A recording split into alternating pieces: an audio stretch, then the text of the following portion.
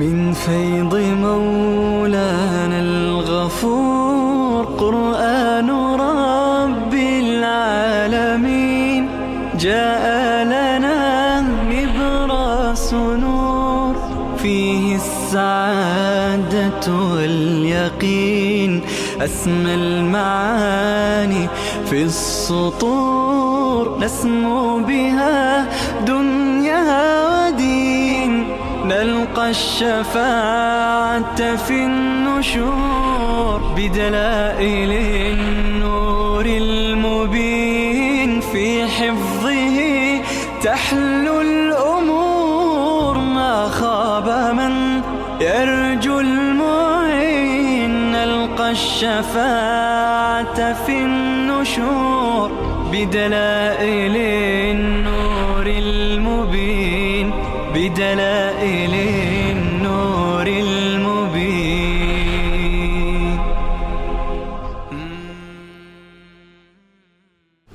أعوذ بالله من الشيطان الرجيم. بسم الله الرحمن الرحيم. ألف لام را تلك آيات الكتاب وقرآن مبين ربما يود الذين كفروا لو كانوا مسلمين ذرهم يأكلوا ويتمتعوا ويلههم الأمل فسوف يعلمون وما أهلكنا من قرية إلا ولها كتاب معلوم. سوره مبارکه حجر هست و مناسبت این سوره با سوره های گذشته ابتداءً ما از سوره هود و از سوره یوسف تا اینجا خواندیم که موضوع توحید با دلائل عقلی و نقلی مبرهن شد، روشن شد، به قدری که مسئله بدیهی شد، نیاز به دلیل ندارد. اما در سوره رعد تنبیهات و تذکرات و توضیحاتی بود. در سوره ابراهیم وقایع دنیوی و اخروی بیان شدند. لذا با توجه به این همه توضیحات، تنبیهات، بیان وقایع، دلائل عقلی، نقلی، هیچ خفایی تو مسئله نماند. الان در سوره هجر میخوانیم که تسلیم بشید، با توجه به این عقبه تسلیم بشید و الا پشیمان میشید. خیلی ها بودند که رفتند به اون دنیا پشیمان شدند، شما هم مثل اونها میشید. لذا بهترین چیز برای شما تسلیم شدن است در مقابل حق و اهل حق. در سوره مبارکه هجر دو تا دلیل عقلی ذکر میشن، یکی مفصل یکی مختصر. 5 نمونه تخویف دنیوی هست. 3 تا مال اقوام گذشته هست و 2 تا دیگه مربوط به کفار مکه هست. 5 تا تسلی برای رسول الله صلی الله علیه وسلم در این سوره بیان میشه. الله میفرماد الف لام را تلك آیات الكتاب و قرآن مبین. تمهید مع الترغیب هست. تلك آیات الكتاب، این آیات کتاب هستند و آیات قرآن مبین هستند. ببینید کتاب هر وقتی که در اول سوره ذکر میشه، مراد از کتاب یا همون سوره هست یا کل قرآن است. هذا کتاب انزلناه مبارک. پس در ابتدای سوره وقتی که بیاد مراد خود همون سوره هست یا کل قرآن است. در وسط سوره وقتی که بیاد بیشتر از مراد از کتاب‌های گذشته یا تورات، انجیل، با توجه به قرینه و به سیاق یکی از کتاب‌های گذشته یا کتاب‌های گذشته هستند. پس در اول سوره ها وقتی که میاد خود اون سوره مراد است یا کتاب، الا این یکی. چرا؟ چون که اینجا بعد از کتاب قرآن ذکر شده. قرآن که ذکر شده مفسرین میگویند مراد از کتاب اینجا کتب سابقه هست. بله. قال مجاهد و قتاده الكتاب هنا ما نزل من الكتب قبل القرآن. روح المانی مراد از کتاب اینجا اون کتاب هایی که قبل از قرآن نازل شدن. تلک آیات الکتاب در واقع دلیل نقلی هست از کتب سابقه، یعنی آیات کتب سابقه و آیات قرآن مثل همند، همین مطالب را دارند. الله می فرماید تلک آیات الکتاب و قرآن مبین. این آیات کتاب های سابقه و همچنین آیات قرآن مبین، قرآن روشن هست. ربما یود الذین کفروا لو كانوا مسلمین. این مدعای سوره هست، مدعا این است. ربما یعنی چه بسا دوست دارند کسانی که کفر کردند لو كانوا مسلمین، کاش مسلمان بودند. یعنی یود الذین کفروا بنویسید به وقت عذاب. چه بسا کفار وقتی که عذاب آمد، عذاب وقتی که اونها را میگیرد، اون وقت تمنا میکنند کاش مسلمان. پس مدعای سوره همین است که خدا میفرماید با توجه به این دلائل خفایی نماند، بپذیرید، تسلیم بشید، و الا مثل اینها پشیمان میشید. پس به پشیمانی نرسید، قبل از اون تسلیم بشید. الله می فرماید چه بسا دوست دارن کسانی که کفر کردند لو کانوا مسلمین، کاش در دنیا مسلمان بودند. ذرهم یأکلوا و یتمتعوا و یلههم الامل فسوف یعلمون. زجر و توبیخ است. الله به پیغمبرش میگه ذرهم، آنان را بذار، یأکلوا بخورند، و یتمتعوا و بهره بگیرند، و یلههم الامل فسوف یعلمون. آنها را چه چیزی غافل کرد؟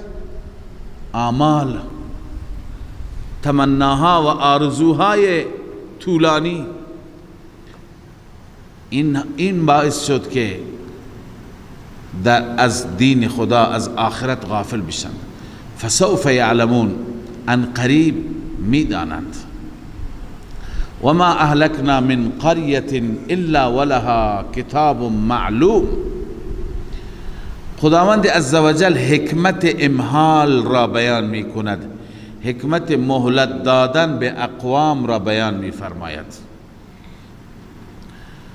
الله می فرماید که و ما اهلکنا من قریة، هیچ قریه را ما هلاک نکردیم الا ولها کتاب معلوم، مگر برای او کتاب مشخص است، یعنی مدت مشخص، مدتش که مکتوب هست، نوشته شده هست. اینجا علامه ابن کثیر نوشته یخبر الله تعالی انه ما اهلک قریة الا بعد قیام الحجه. اولا خداوند خبر میده که هر قریه و شهری را که هلاک کرده، هلاک نکرده مگر بعد از اینکه حجت قائم شد، یعنی دلیل برای عذابشون وجود داشت. قیام الحجت علیها و انتهاء اجلها، اجل و مدتش هم به پایان رسید. و این نکته را الله اینجا بیان می‌فرماید که و انه لا یؤخر امه حان هلاکها عن میقاتهم، هیچ امتی مؤخر نمیشه اونی که وقت هلاکتش فرا رسیده، اونی که وقت هلاکتش فرا رسیده اون از وقتش مؤخر نمیشه، ولا یتقدمون عن مدتهم، از مدتشون مقدم هم نمیشن. ابن کثیر این در واقع بازم ابن کثیر میگه این تذکری هست برای اهل مکه و در واقع به اونها تلنگری هست که اونها را خدای عزوجل هم از ریشه میکنه، بر میداره وقتی که مدت فرا برسد، نباید مغرور باشند. و هذا تنبیه لأهل مکه و ارشاد لهم الى الاقلاع عما هم علیه من الشرک والعناد. به اهل مکه در واقع ارشاد و راهنمایی هست که راه شرک، راه کفر، راه عناد، راه الحاد، این را خدای عزوجل این شرک را آخر قلع می فرماید، ریشه کن می کند. والالحاد الذي يستحقون به الهلاك، اون الحادی که به سبب اون الحاد و کجروی مستحق هلاکت هستند. اذا الله می فرماید ما تسبق من امت اجلها و ما یستأخرون، این بیان سنت الله است که هر قومی مدتی دارد، اون مدتش ما تسبق من امت اجلها، سبقت نمی کند از هیچ امتی، از هیچ گروه مدتش، یعنی مدتش قبل از خودش نمیاد، قبل از اون که تعیین شده نمیاد. و ما یستأخرون، از اون که تعیین شده تأخیر هم نمیشه.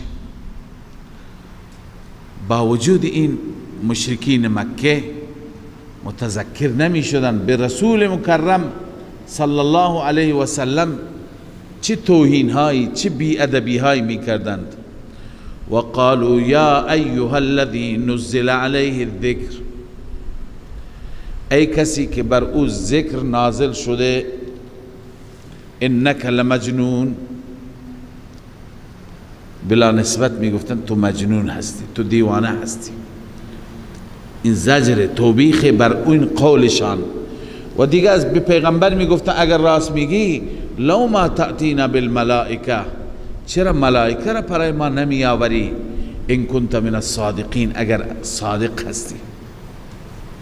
خداوند عزوجل در پاسخ می فرماید که ملائکه کی بیان برای فیصله میاند، برای تبلیغ نمیاند، برای بیان توحید نمیاند، میآیند فیصله میکنند.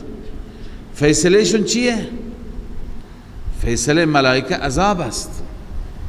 ملائکه که بیان دیگه تمامه، پس اینها انتظار ملائکه داشته نباشند. الله می فرماید ما ننزل الملائکه الا بالحق، ما نازل نمی کنیم، ما فرو نمی فرستیم ملائکه را الا بالحق، مگر به حق، یعنی برای فیصله.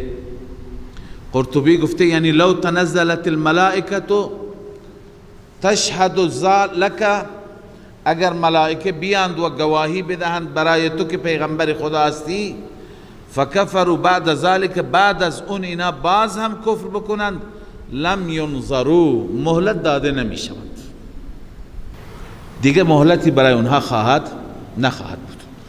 و ما کانوا اذا منظرین، معنیش همینه، در اون هنگام از منظرین مهلت داده شدگان نیستند. انا نحن نزلنا الذکر و انا له لحافظون، ترغیب الی القرآن، همه چیز را ما در قرآن بیان کردیم، ما نازل کردیم این ذکر را، این پند را، این اندرز را، یعنی قرآن، و ما هم محافظش هستیم، ما هم این را از هر دستبرد حفاظت میکنیم.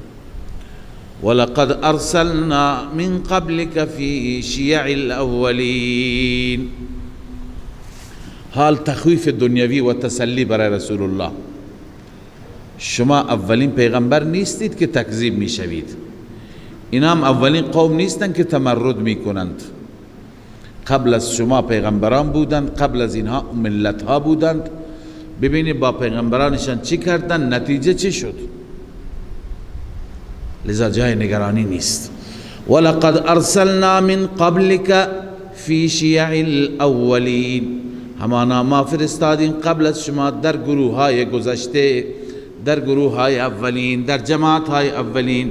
و ما یأتیهم من رسول الا كانوا به یستهزئون، هیچ رسول پیششان نمی آمد مگر او را استهزا می کردند، او را مسخره می کردند.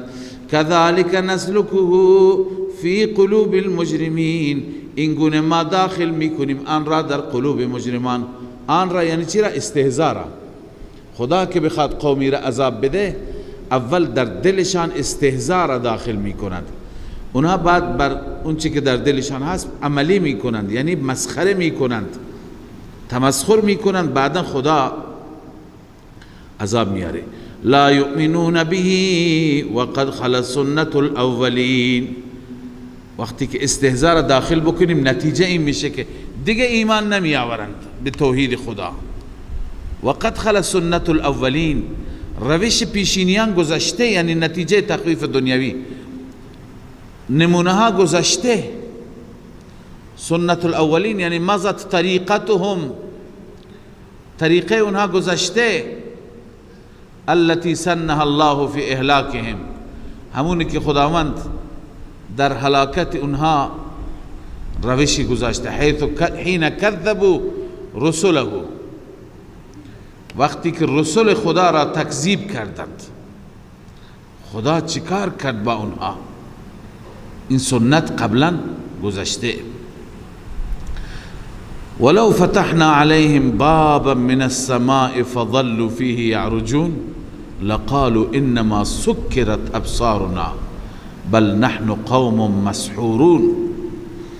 الله تعالی عناد این قوم را بیان می فرماید،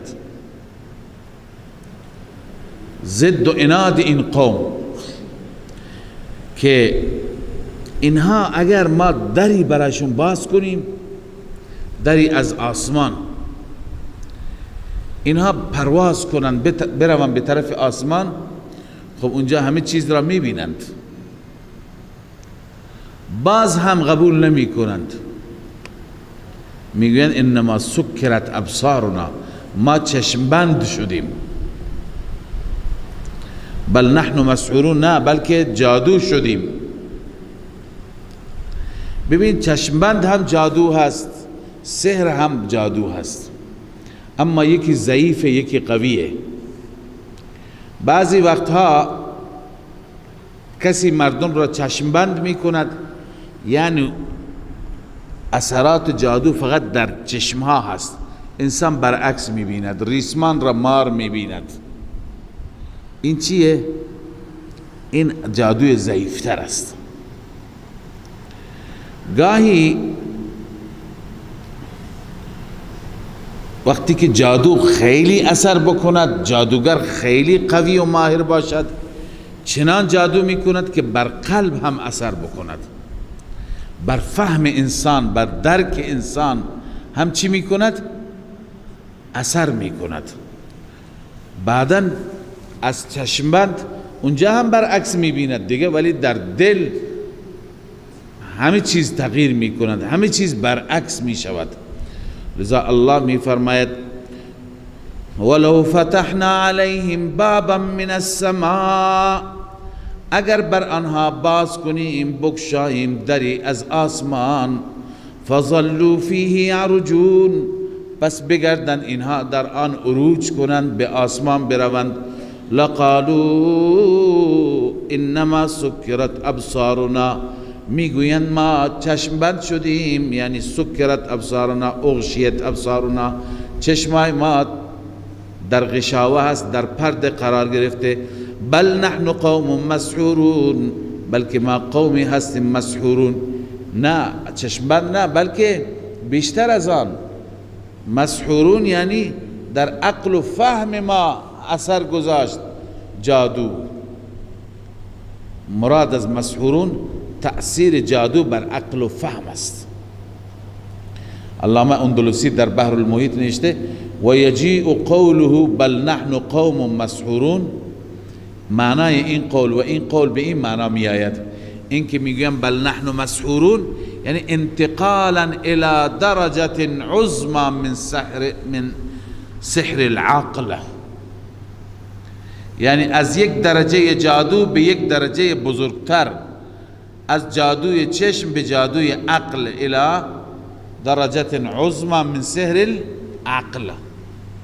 پس اونا اینطور هستند.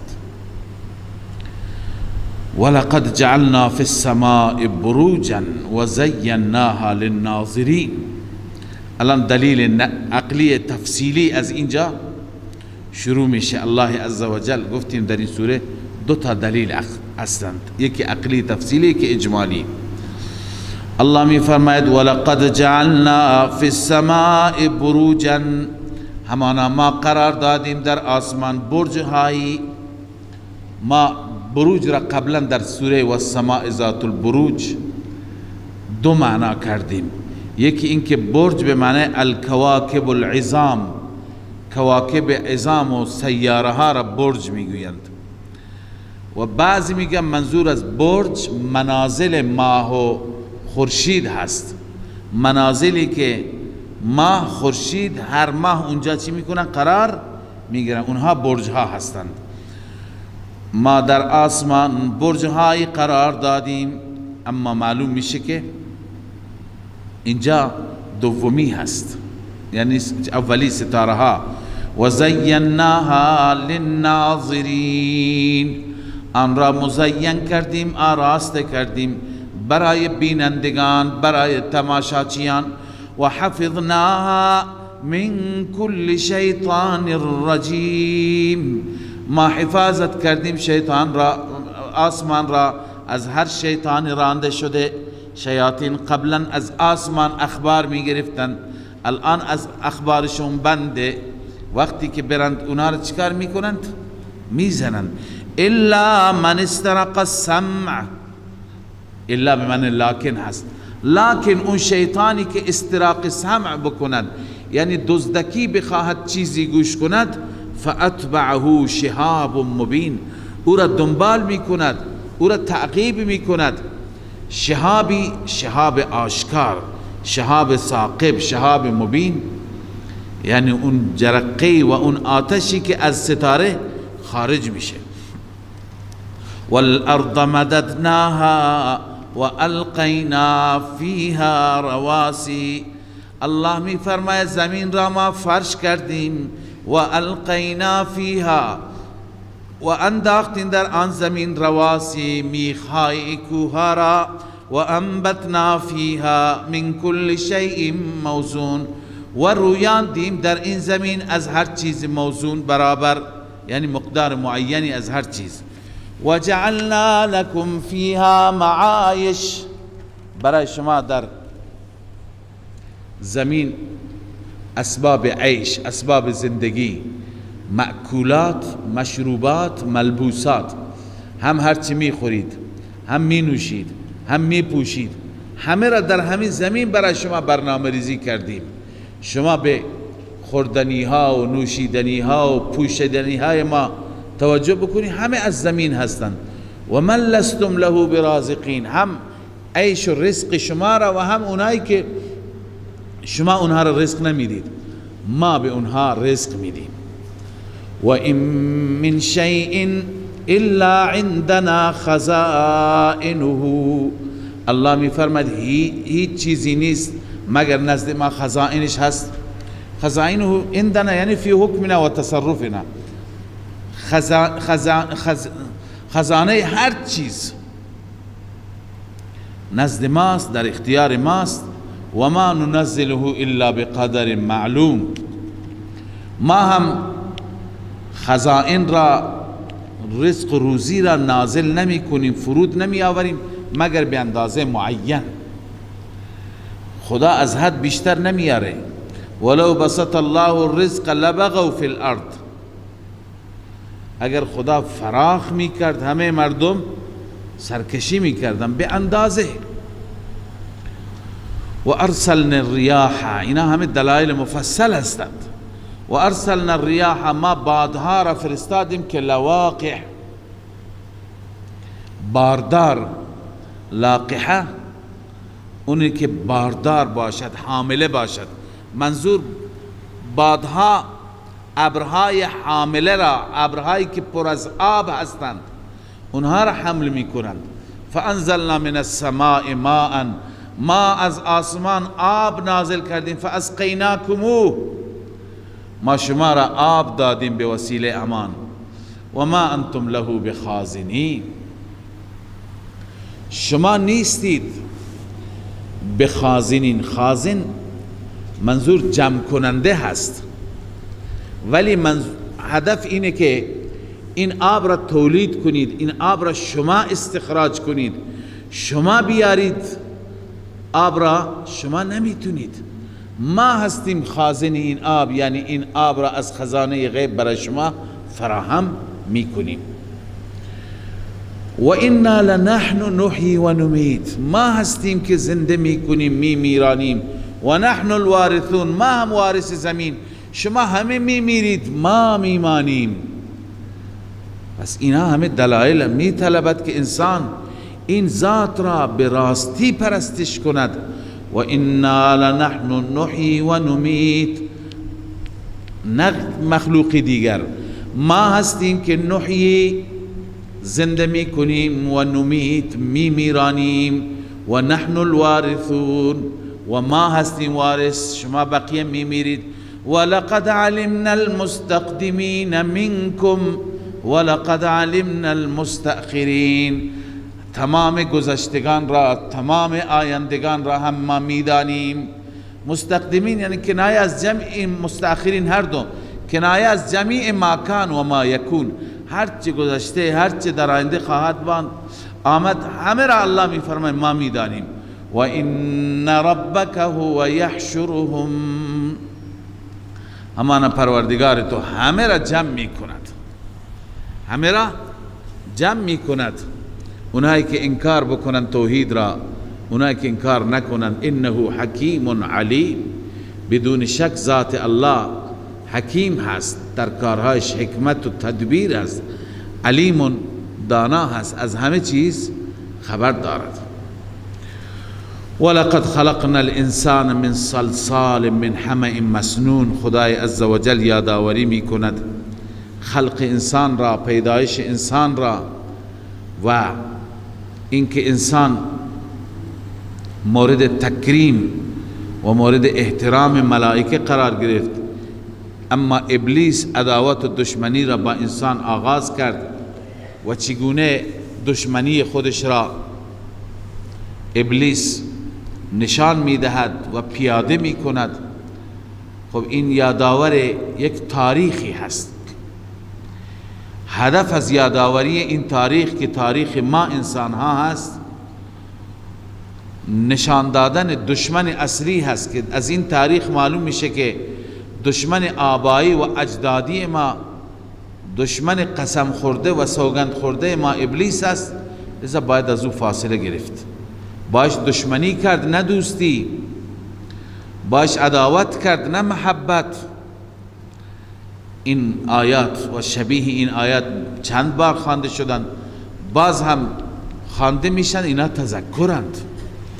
الله می فرماید ولقد خلقنا الانسان، همانا ما آفریدیم انسان را، من صلصال، از گل خشک، سفال مانند، من حمأ مسنون،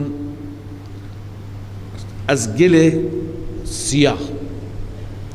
ببینید اینها با هم تعارض ندارن. انسان که آفریده شد از گلی که این گل مدتی تو آب بماند سیاه میشه، اما در اون استعداد حیات پیدا میشه. معمولا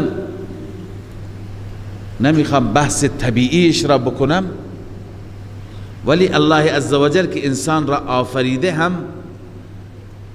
ضمن اینکه با کلمه کن آفریده، اما اسباب را الله عزوجل در نظر گرفته هم. همیشه شما ببینید جایی که خاک باشد و آب باشد و نم باشد، اونجا آثار حیات است. از اونجا چیزهای مختلفی درست میشه، زنده میشه. لذا الله تعالی در اون گل سیاه را که مدتها در آب مانده، بعدا از اون انسان را اون گل که خشک بشه مثل سفال بشه، از اون الله انسان را آفرید. والجان خلقناه من قبل من نار السموم، جنات را آفریدیم قبل از آن، من قبل از پیدایش انسان، من نار السموم، از آتش سوزان. سموم آتش شدید را میگند، ای نار الحر الشدید النافذ فی المسام، اون آتشی که شدید باشد، شعله اش زیاد باشد، در مسام و در تمام سوراخ‌ها نفوذ کند. ابو سعود: وَإِذْ قَالَ رَبُّكَ لِلْمَلَائِكَةِ إِنِّي خَالِقٌ بَشَرًا مِّنْ صَلْصَالٍ، زمانی که رب به ملائکه گفت ای ملائکه انی خالق بشرا، من آفریننده بشری هستم، من صلصال، از گل خشک، من حمأ مسنون، از گل بدبو. مسنون همون که بو گرفته، گل سیاهی که بو گرفته. فاذا سویته و نفخت فیه، زمانی که من اون انسان را برابر کردم، یعنی اعضایش را درست کردم، و نفخت فیه، در آن دمیدم، من روحی، از روح خودم. این اضافت تخلیقی هست، یعنی روحی که من خالقش هستم. روح یک ماده لطیف هست، ماده بسیار لطیف که دیده نمیشه، محسوس نمیشه، اما سبب حیات و سبب زندگی میشه. این روح را الله تعالی هر جا حقیقت روح را بیان نکرده، این روح را الله هر جا تعریف کرده و نسبت به خودش داده، من روحی. این اضافت هم اضافت تخلیقی هست که الله عزوجل او را آفریده، هم یک بیانگر یک نسبت دیگری هم هست. یسألونک عن الروح قل الروح من امر ربی، امر رب بیانگر یک حقیقتی است که یعنی حقیقت این را کسی نمیداند. فقعوا له ساجدین، وقتی که روح دمیدم، زنده اش کردم، همه بیفتید سجده کنندگان برای آدم. فسجد الملائکه كلهم اجمعون الا ابلیس، ملائکه همه سجده کردند، اجمعون. ببین تاکید بر تاکید، کلهم تاکید اول، اجمعون تاکید دوم. پس روی این آیه بعضی مفسران میگن هیچ ملکی بدون سجده نماند الا ابلیس. ابا ان یکون مع الساجدین، انکار کرد از اینکه با ساجدین باشد. خب ابلیس از ملائکه نبود، جنات بود، دستور جداگانه یافت و به سبب تقرب با ملائکه همراهی میکرد و همراه بود. ابلیس جواب داد قال لم اکن لاسجد لبشر خلقته من صلصال من حمأ مسنون، من سجده نمی کنم برای بشری که شما آن را آفریدید از گل خشک، من حمأ مسنون، و بعد از گل متعفن، گل بدبودار سیاه.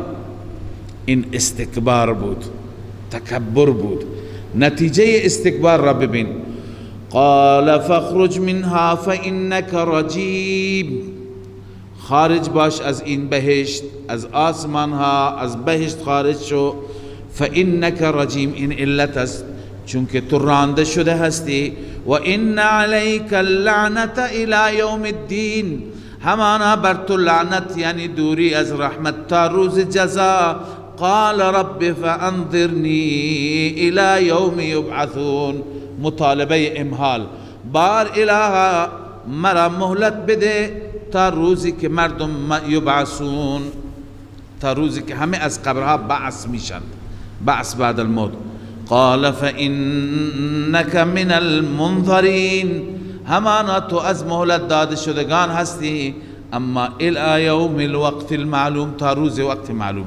هدف ابلیس این بود که موت نیاد، خدا فرمو الى یوم الوقت، و معلوم یعنی الى النفخه الاولا، تا اون روزی که سور دمیده میشه و همه میمیرند، تو هم جز اون مرده شدگان خواهی بود. قال رب بما اغویتنی، گفت بار الها بسبب آنکه مرا گمراه کردی، لأزینن لهم فی الارض، برای آنان آراسته میکنم در زمین. چرا آراسته میکنم؟ بنویسی المعاصی. المعاصی که بنویسی کلی هست، همه را شامل میشه، شرک را شامل میشه، کفر را شامل میشه، بقیه گناهان، خرافات، همه را شامل میشه. من برای آنان معاصی را، گناهان را آراسته میکنم که میلشون به طرف گناه باشد. ولا اغوینهم اجمعین، این نتیجه تزیین است. گمراه میکنم همگی را، الا عبادك منهم المخلصین، مگر بندگان تو، اونهایی که از اینها باشن. المخلصین، مخلص به صیغه اسم مفعول یعنی برگزیدگان، برگزیده شدگان، اونهایی که تو اونها را گلچین کردی، برگزیدی، اونها را من نمیتوانم. الله میفرماید قال هذا صراط علی مستقیم، این راه است که بر من مستقیم میآید، یعنی راه توحید. ان عبادی لیس لك علیهم سلطان، همانا بندگان من تو بر آنها هیچ تسلطی نداری، تو نمیتوانی اونها را اغوا کنی، گمراه کنی. الا من اتبعك من الغاوی، مگر اون گمراهانی که تو را پیروی کنن. من اتبعك من الغاوی، تخویف اخروی به نتیجه اتباع، در نتیجه کسی که اتباع میکند از شیطان، الله برای اون تخویف اخروی بیان میفرماید. الله میفرماید و ان جهنم لموعدهم اجمعین، همانا جهنم موعد همگی آنهاست، همه کسانی که از تو تبعیت میکنند. لها 7 ابواب، کیفیت جهنم، برای جهنم 7 در هست. لكل باب منهم جزء مقسوم، برای هر یکی از آنها، اینهایی که تو را تبعیت میکنن، بخشی هست تقسیم شده. یعنی چه؟ یعنی از هر باب اینها سهم دارن وقتی که گناه بکنن، انواع گناهان. اما در مقابل مقسوم یعنی تقسیم شده، در مقابل این مشرکین، این جهنمی ها، بشارت برای متقیان. منظور از متقین عن الكفر والشرك والمعاصی. ان المتقین فی جنات وعیون، همانا متقیان در بهشت هستند، در باغات هستند.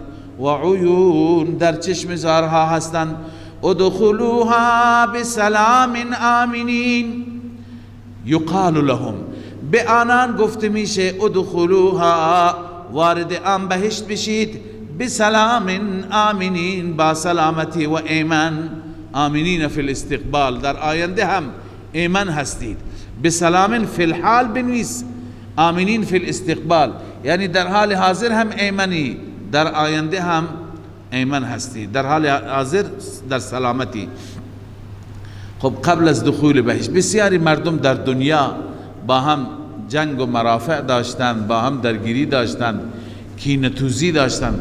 الله میفرماید اینا که اهل بهشت باشند، قبل از ورود به بهشت همه کینه ها را و همه عقده ها را ما خارج میکنیم. و نزعنا ما فی صدورهم من غل، در می آوریم آنچه که در سینه هایشان هست. من غل، از خفگی نسبت به هم دیگه، که هر نوع غل و هر نوع خفگی دارند. اخوانا، در حالی که برادرند. علی سرر متقابلین، بر تختهای روبروی هم قرار گرفته. لا یمسهم فیها نصب، نمی رسد به آنها در آن بهشت نصب، خستگی. و ما هم منها بمخرجین، آنها از بهشت اخراج نمی شوند، بیرون کرده نمی شوند. الله بر این وعده تأکید می کند با چه کلمات شیرینی. نبئ عبادی، ای رسول الله خبر بده به بندگان من انی انا الغفور الرحیم، خبر بده که من غفور الرحیم هستم، من بخشاینده و مهربان هستم برای کسانی که توبه میکنن از شرک، میترسن از معاصی. اما و ان عذابی هو العذاب الالیم، اما عذاب من، گرفت و مؤاخذه من عذاب دردناکی هست. اونهایی که تمرد میکنند، اونهایی که سرکشی و شرک میکنند، آنها در عذاب دردناک گرفتار میشوند. صدق الله مولانا العظیم. من فيض مولانا الغفور قرآن رب العالمين جاء لنا نبراس نور فيه السعادة واليقين، أسمى المعاني في السطور نسمو بها دنيا ودين، نلقى الشفاعة في النشور بدلائل النور المبين، في حفظه تحلو الأمور، ما خاب من يرجو المعين، نلقى الشفاعة في النشور بدلائل النور المبين، بدلائل